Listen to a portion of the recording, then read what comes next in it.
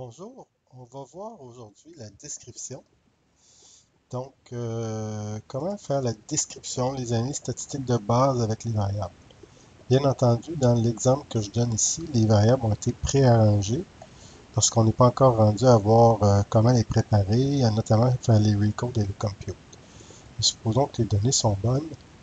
Il s'agit d'un échantillon de détenus qui quittent les institutions fédérales il y a quelques années et on a un certain nombre de variables pour ces individus-là.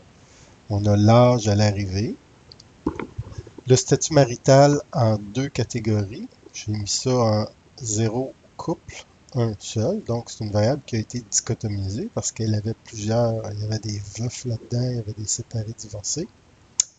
Donc, on remarque que le fait d'être seul serait un facteur de risque éventuellement sur la récidive. Euh, les antécédents d'incarcération, combien ont d'antécédents d'incarcération? La durée de la peine, quelle est la durée en jours, et la variable dépendante, dans ce cas-ci, qui serait est-ce que l'individu a récidivé dans les 3 ans? Et on a ici non, donc c'est un succès, oui, un échec. À noter qu'il n'y a pas grand-chose d'autre dans cette information, dans ce tableau-là. On n'a pas de valeur manquante pour le moment. Et ici, SPSS nous donne des mesures. C'est pas très utile, cette histoire-là. D'ailleurs, c'est une mauvaise. C'est eux autres qui pensent que c'est ça. Mais on pourrait dire que l'âge, c'est une échelle, c'est une quantité. Marital, c'est une dichotomique, donc nominale. Antécédent d'incarcération, c'est une quantité, donc ça ne peut pas être ordinal, c'est une échelle. La durée de la peine, c'est une quantité, donc c'est une échelle. Et la récidive, c'est oui-non. Donc une dichotomique nominale, c'est donc une variable nominale, mais cet aspect-là a peu d'importance dans l'analyse. Quelle est la première étape pour avoir les statistiques descriptives? C'est de faire une analyse statistique descriptive et effectif, qui est ce qu'on appelle les distributions de fréquence. Ça arrive généralement comme ça, et là, je prends mes variables, je les envoie dans la petite boîte de droite. Je peux enfoncer avec Shift là, plusieurs et envoyer ça. Je vais commencer comme ça, et on verra quel changement il y a à faire. Donc là, en bas, remarquez qu'on a la table des données. Ça, c'est les données pour chacune des variables. Et ça, c'est les variables, la table de variables. Quand on va produire OK, il va nous produire un nouveau fichier qui s'appelle, lui, les résultats. Je ne sais pas si vous voyez ici, là, il y a un résultat qui est apparu. Donc, bon, et ici, on a les distributions de fréquences. La première variable, c'est l'âge à l'arrivée. On voit que les gens qui sont rentrés dans les pénitenciers avaient, au moment de leur arrivée, 15, 16, 17 ans. Il y en a très peu. Je pense qu'on pourrait les enlever, ceux-là, pour s'intéresser juste aux adultes. Et là, vous avez beaucoup d'individus là, autour de 21, 22, 20. On peut dire qu'à 25 ans, on approche 50% de la distribution. OK. La variable statut marital, on a 38% des gens qui sont en couple contre 60% des gens qui sont seuls. Et on remarque qu'il y a des valeurs manquantes. Il y a 38 valeurs manquantes.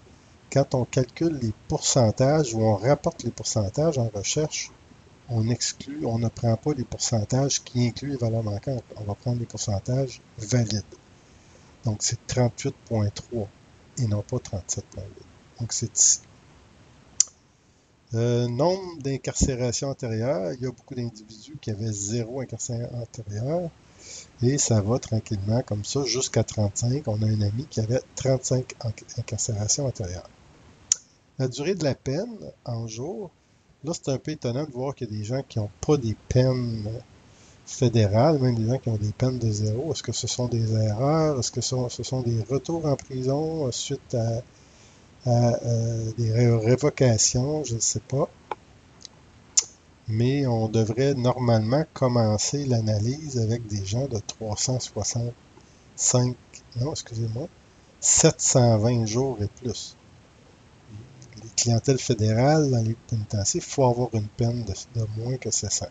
Mais il en rentre quand même, c'est des gens qui avaient déjà reçu des peines provinciales et retournent au fédéral, c'est des trucs comme ça. Et on a à l'autre extrémité ici une valeur de gens qui ont des peines de 10 950 jours. Là, ça, c'est des sentences de vie. Donc, moi, je dis qu'on va regarder qu'est-ce qu'on fait avec ça. Et finalement, la variable dépendante, on a 18% d'échecs, donc 18% de récidive chez les sujets dans une période fenêtre de 3 ans. Avant d'aller plus loin, on devrait s'assurer que les histogrammes de nos variables montrent une distribution pas trop loin de la distribution normale. Deux façons de le faire. Je peux aller dans graphique, boîte de dialogue et histogramme. Et ici, demander une de mes variables intervalle. Et ça va me donner un histogramme de cette variable-là qui nous montre une courbe très typique, là, assez asymétrique positive, mais qui n'est pas problématique là, parce qu'il n'y a pas des valeurs très très extrêmes qui viendraient nuire au résultat de l'analyse statistique. Si j'avais plutôt demandé l'histogramme, juste pour que vous compreniez, d'une variable comme le statut marital, comme c'est une dichotomique, ça ne va pas donner grand-chose. Ça donne ça et c'est inintéressant. Ça ne donne rien de présenter ou de voir ce graphique-là. Les autres, maintenant, histogramme pour ce qui est du nombre d'antécédents. On va voir ici que oui, c'est une distribution asymétrique positive. Il y a quelques valeurs élevées, mais c'est pas énorme. Quoique quelqu'un pourrait dire, moi je vais couper à 20 ou à 30, mais moi ça ne m'apparaît pas un gros problème, d'autant plus qu'on a 2800 sujets. Donc ces quelques individus-là ne devraient pas peser trop lourd dans la balance.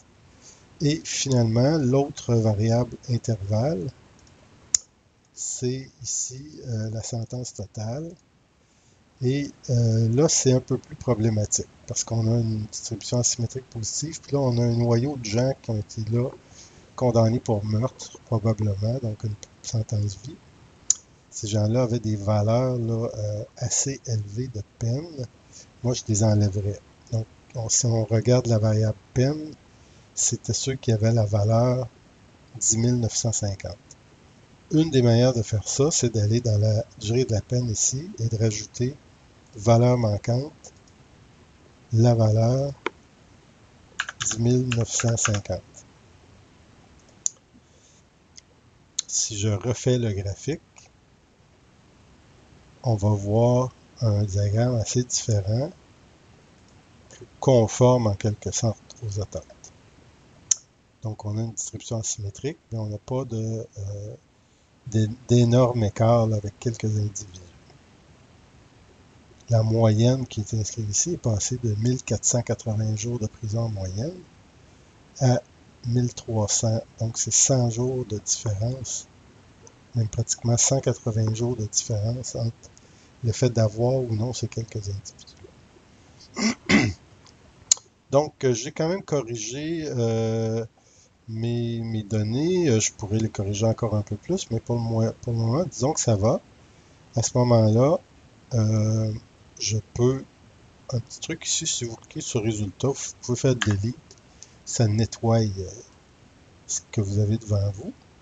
Donc, c'est aller tout simplement dans analyse, statistiques descriptives, effectifs, avoir les mêmes variables et là, demander les statistiques suivantes. La moyenne, la médiane, ça on n'en veut pas, l'écart type, minimum, maximum. Le nombre de sujets, on va le voir par défaut. Il y avait des statistiques, j'ai parlé tout à l'heure du skewness et du kurtose. C'était plus conceptuel pour que vous sachiez c'est quoi, mais on ne les demandera pas dans le travail. Alors, c'est beau, je peux cliquer sur OK et à ce moment-là, SPSS me produit ce tableau-là qui me permet en quelque sorte de produire le tableau numéro 1 du travail où j'ai La variable âge, c'est une moyenne de 27,3, une médiane de 25, etc., etc. Donc, si je voulais le faire à ce moment-là, je n'ai qu'à ouvrir un Word, insérer ici un tableau, quelque chose comme 5 par 7. Et ici, mettre les moyennes, médiane, écart type, min, max et nombre. La variable âge. Et là, on avait quoi pour la variable âge? On avait moyenne de 27,3, une médiane de 25,0, un écart type de 8,51, un minimum de 17, 15 je pense, 15 et un maximum de 71, et j'avais 28,04 sujets. Prenons l'autre variable, la dichotomique, qui serait maritale. Marié, en quelque sorte. On a 60...